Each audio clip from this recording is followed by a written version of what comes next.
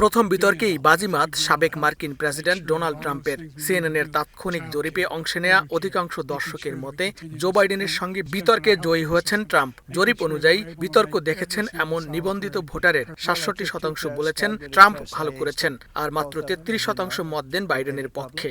জরিপে অংশ নেয়া ভোটারদের প্রায় ৫৭% বলেছেন যুক্তরাষ্ট্রকে নেতৃত্ব দেওয়ার সক্ষমতার প্রশ্নে বাইডেনের ওপর তাদের আস্থা নেই।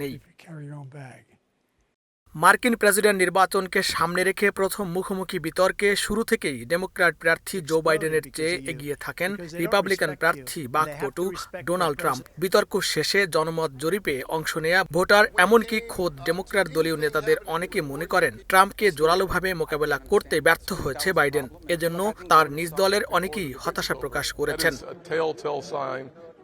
ডেমোক্র্যাট সমর্থকরা বলেছেন বিতর্কে ট্রাম্পের বক্তব্যের পাল্টা জবাব দিতে পারেনি বাইডেন, এমনকি নিজের লক্ষ্য কিংবা দেশের জন্য কি কাজ করছেন বা করবেন তাও সুস্পষ্টভাবে ব্যাখ্যা করতে পারেননি বর্তমান প্রেসিডেন্ট।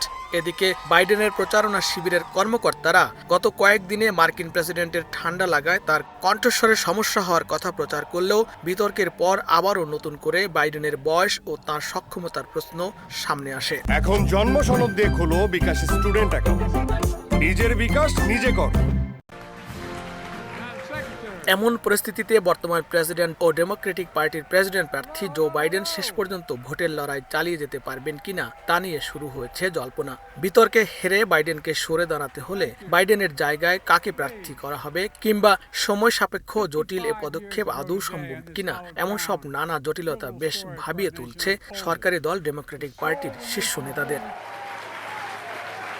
বিভিন্ন জনমত জরিপে বর্তমান ভাইস প্রেসিডেন্ট কামালা হ্যারিস জনপ্রিয় না হওয়ায় এমন এক ডেমোক্র্যাট নেতা বাছাই নিয়ে আলোচনা চলছে যিনি রিপাবলিকান প্রার্থী ডোনাল্ড ট্রাম্পকে হারাতে পারবেন। বামপন্থী রাজনৈতিক কলাম লেখক নিকোলাস ক্রিস্টফ এরই মধ্যে বাইডেনের বিকল্প হিসেবে কয়েকজনের নাম প্রস্তাব করেছেন। সামাজিক যোগাযোগ মাধ্যমে এক পোস্টে তিনি আশা করেন বিতর্কে যা ঘটেছে তা মেনে নিয়ে বাইডেন পুনরায় প্রেসিডেন্ট হওয়ার দৌড় থেকে নিজেকে প্রত্যাহার করে নেবেন এবং আসন্ন ডেমোক্রেটিক পার্টির সম্মেলনে নতুন প্রার্থী বাছাই সুযোগ করে দেবেন। তার মতে মিশিগানের গভর্নর গ্রেনেস হোয়াইটমার, ওহাইওর সিনেটর শেরড ব্রাউন বা বাণিজ্যমন্ত্রী গিনা রাইমন্ডো বাইডেনের বিকল্প হতে পারেন।